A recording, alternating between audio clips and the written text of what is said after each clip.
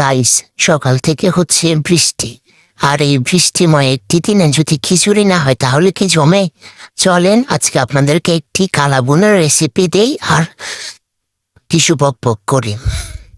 ওকে, প্রথমে আমি 2 কেজি পরিমাণ গরুর মাংস নিয়ে নিলাম, দিয়ে দিলাম কিছু পেঁয়াজ বেরেস্তা, টক দই, হলুদের গুঁড়ো, মরিচের গুঁড়ো, তারপরে তারপরে কি জানি দিলাম এটা, ও আচ্ছা, ধনিয়া গুঁড়ো, যেটা শেষ হয়ে গেছে।